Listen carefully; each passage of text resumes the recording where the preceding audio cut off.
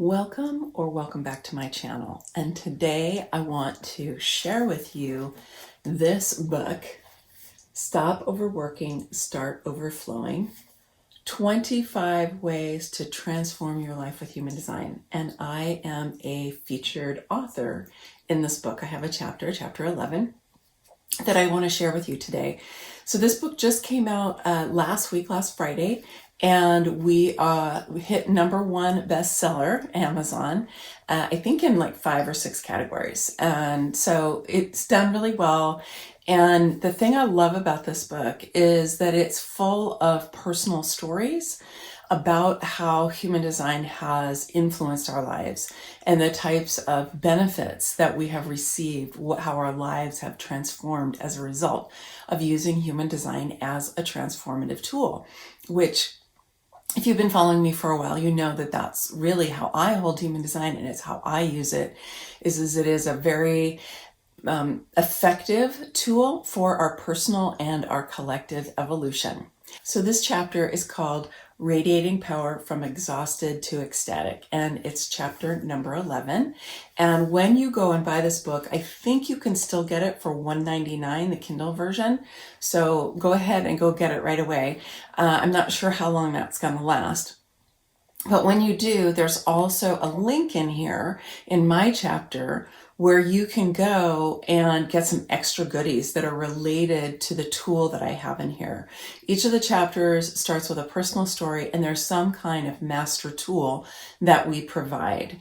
And I want to invite you to get the extra videos that go with this to help you to help decondition yourself, to release your old programming, and to be able to get more in touch with the truth of what your human design will show you. Okay, let's get started. Yes, I'm actually going to wear my glasses today and not just have them on my head like I usually do. I've been haunted by burnout for much of my adult life. Even though I naturally have a lot of energy, often more than those around me, I found myself more than once horizontal and close to brain dead without truly knowing why. Yes, burnout haunts or overtakes many of us. Maybe you. Sleep deprivation, overwork, and not enough downtime all contribute to this epidemic. And it is an epidemic. Yet I intuitively knew that something else played a key role, but I didn't know what it was until I discovered and learned to live in alignment with my human design. When I made the commitment to using human design as an evolutionary tool, I discovered a new way of engaging with life through which I have been able to shift from exhausted to ecstatic. Since I, quote, got it, I know how to live so I have all the energy I want and need, creating an ecstatic buoyancy that I experience virtually every day. I want to share with you pieces of my story, plus a potent practice you can use right now to begin radiating your sovereign power. And then you can also find the additional resources over at this particular URL. My story, September 2017. Okay, what does that even mean to wait to respond? I'm annoyed. I didn't understand that the first time I'd heard it and a few years before, and I didn't understand it now. When I first heard that, according to my human design type, I'm a generator, that I'm designed to wait to respond and not initiate, I dismissed the system as inaccurate. I'm an Aries sun, and I've always been good at getting things going. The idea that my strategy for engaging with life is to wait to respond did not resonate with me at all. This idea created so much cognitive dissonance that in my arrogance and my ignorance, I walked away from human design. But when I burned out again, I decided to take another look, a real look this time. I'm sitting across from a human design expert who's doing his best to be patient. I get the feeling no one has ever pressed him so hard about what this means.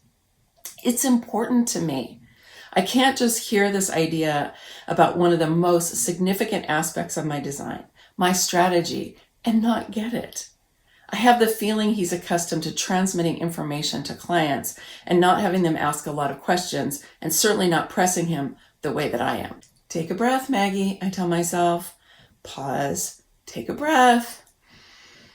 See if you can take in what he is saying. It's not that you can't ever initiate anything, he says. It's more about how you enter into things. Once you've entered into something correctly, you can initiate inside of that. Does that make sense? I can tell he's trying, but I've got a cotton wad in my head. Everything he says sounds muffled, like it's coming from the other side of a thick, closed door. You know what, Maggie, he says, I think you just have to try it. I don't think anything I'm going to say now is going to mean any more to you than it already does. You just have to test it out and see for yourself. He smiles warmly, as if from across a crevasse. Okay, well, how do I do that? I'm doing my best to keep my tone even. Stop initiating and see what shows up. Just like that? Just like that. I felt bad that my annoyance and frustration had boiled over into my conversation with him. It certainly wasn't his fault that I felt so stirred up inside. What he was suggesting sounded like something I'd heard 2 decades before, and I didn't understand or like it even then. Blinders from my conditioning hid this gem from view until I tore them off. February 1999. I'm holding the Emperor card from the Thoth Tarot deck. I'm sitting across from Wendy, an elfin woman with penetrating brown eyes. We'd been doing shamanic work together for 6 months, and her guidance had helped me to grow a lot. On this day, I felt challenged and uncomfortable. 18 months before, I'd started a new endeavor, and I'd reached a significant level of success in that business, but it came at a very high price. Exhaustion. I could not and did not want to continue the way I'd been going. Every time I thought about working hard again, my belly knotted up. My motto was, if it's to be, it's up to me. And I believed that for anything to happen, I had to make it happen. I knew how to work hard. You can't get a PhD without working hard. I did the work and created success, yet I was neither satisfied nor happy. I keep pulling the Emperor card, I say. Why do I keep pulling this card? I ask her. Take a good look at it, Wendy said. What do you see? It's red with 2 Aries rams. He's got a scepter and a crown, plus he's holding an orb of some kind.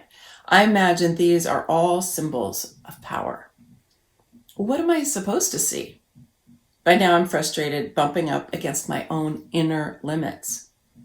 What else do you know about him? She asked.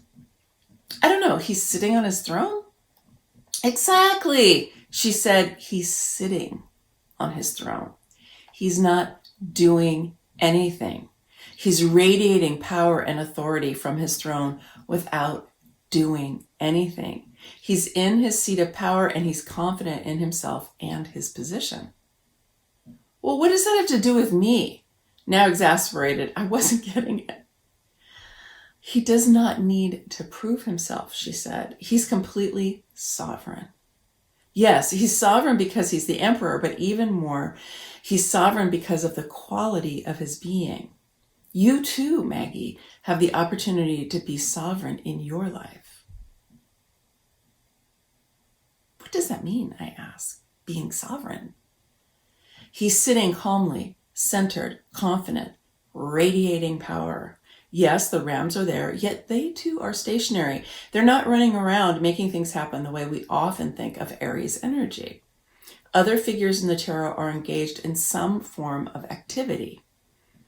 But for both the Emperor and the Empress are not. They are in their seats of power, attracting to them what they need and desire, confident it will be delivered to them. She might as well have been speaking Russian. Yeah, okay, but they're royalty, I say. I don't see how that applies to me. Stubborn. Well, you keep pulling the Emperor card, so there is clearly a message here for you, Wendy said. In our work together, you've been clearing out of your energy field anything that is not yours. This is a vital step. You cannot be sovereign if you're carrying around other people's emotions, patterns, old belief systems, or trauma. You cannot be sovereign if you're chasing other people's versions of success or happiness. You become sovereign where you're in charge of your own energy, your emotions, your beliefs, and your destiny. The Emperor card holds codes for you in developing your own sovereignty. You do not need to become him, but you have much to learn from him. This was the first time I had heard someone use the term sovereign and sovereignty in relation to me, and as something I could cultivate in my own life. The frequency and tonality of the words captivated me immediately, and I've been exploring what they mean in my life and those of my clients ever since. October 2017. So this is a month after I had that initial conversation with the human design expert. The Emperor isn't doing anything, I remember Wendy saying. He's just sitting on his throne, radiating power. I pull the card out again and wonder, is he waiting to respond? He's not initiating. He's just sitting there and things come to him. I can try to do that. Even though 20 years had passed and I'd worked with sovereignty in many ways, personally and professionally, I'd never absorbed the piece Wendy was trying to transmit to me about sitting and radiating and having what you want come to you. I'd practiced law of attraction, getting into the vibration of what I wanted with considerable success, but I'd never stopped initiating and making things happen. Being in action was what I knew. Remembering the Emperor, I made a pact with myself. For 2 months, I will not start anything. I'm going to see what happens. I'm going to wait and see what shows up. My conditioning about having to make things happen was so all-encompassing, I literally could not see how anything would get done if I didn't do it. This wasn't conscious or purposeful, but that belief was still running my life. I'd been living inside of a version of myself that supported my achievements, but also led me to burning out. As soon as I made this pact, I ran smack into the disbelieving voice inside, asking snidely, "Right, how is that supposed to work?" My belly tightens up, my breathing shallow. "I don't know, I think, but I'm ready to find out." What I couldn't see and what human design gave me was the specific practice of response that taught me how to dance with the flow of life. My biggest challenge was trusting that the flow of life would bring me things to respond to, and the right things, not just anything. While the world is full of opportunities, they had to be the right ones for what I was wanting. Once I stopped initiating and started paying attention, I discovered very quickly that I had plenty to respond to. I began to see emails, social media posts, books I was reading, courses I was taking, things clients said to me, conversations I was having, as providing me with ideas and opportunities to which I could respond. Responding wasn't about doing nothing. It was about engaging with the world with divine intelligence leading the way. The first big thing that came my way was a request to help a friend with a project he'd been dreaming of for years, but didn't have the skill set to create on his own. He had connections and knew how to interview people, but he had no idea how to turn that into an online conference. And I did. I felt a hearty yes in response to his request, and off we went developing this project for several months. It was quite lucrative and fun for both of us. Although I had spent plenty of time on this project, I had all the energy I needed to do it, and I didn't fry myself. I was ecstatic. Radiating power. Something very interesting began to happen. My energetic posture shifted from being forward and outward directed, to being settled more inside myself. It was like I came home to myself instead of always pursuing something. Wendy said the Emperor card has codes for developing my sovereignty. He's sitting on his throne, radiating power, attracting to him what he wants and needs. She didn't have the language of human design, yet she was describing a way of being that's beneficial to all human design types, especially generators, manifesting generators, and projectors. That's about 90% of us. I wondered if I purposely practiced radiating power, could I influence what the flow of life brought to me? Intriguing, right? I tapped into my practice of Kundalini Yoga, an ancient and potent wisdom tradition focused on energetic mastery, and added to it my intention of receiving guidance from the flow of life and becoming magnetic to what I desired. Sitting in my seat of power, doing my breath work, I'll share this with you below, trusting spirit, I gave thanks for receiving what I wanted and wondered by what pathway it would unfold in my life. You've probably heard the phrase, you create your own reality. And I believe that's true. Yes, but we don't do it alone. That part often goes left out of the picture. It's more accurate to say you co-create your reality with the flow of life. As I began to trust the flow of life, and I'll just say here that earlier in my life, I always thought that was a good idea and I cognitively got it, but I don't think I got it like deep down inside in the way that I started to get it then. As I began to trust the flow of life, I relaxed into being guided and supported. My energy expenditure went way down as response taught me how to tap into and ride the deeper flow of energy always moving through our planet and our lives individually and collectively. I fine-tuned my awareness for what I had energy for and what I didn't, and committed to only doing what I had energy for. In the past, I would use my willpower to push myself when I didn't have energy, exhausting myself. I thought that was just how life was. I discovered that when I had energy for something, I also was tapping into the energetic support of the flow of life. So I used a lot less of my personal energy and was fueled by cosmic energy. Radiating power cultivated my sovereignty by building the strength of my nervous system as well as my energy field. As my radiance grew, so too did my command of my life, a cornerstone of feminine sovereignty as I teach it. This has led me to become more focused, more productive, more easily prosperous, and much happier, all sustainably and with a lot less effort. Radiating power, receiving support from the flow of life, and tuning into being guided have fostered my sovereignty and moved me from exhausted to ecstatic. So I'm going to stop there, right where we get to the tool that's about radiating your sovereign power. And I invite you to go get the book. You can get it on Amazon. Stop Overworking, Start Overflowing, 25 Ways to Transform Your Life with Human Design. And then you can read that piece. You can also get the URL where you get these bonus videos that actually walk you through the practice that I'm going to do so you can practice with me. And then also there's a couple of other bonus videos about feminine sovereignty. And I'm just finishing up an ebook on human design and a video about that. And when those are done, you'll get those as well. Let me just share with you a couple of other of the chapters so that you have an idea of what is happening in this book. Okay.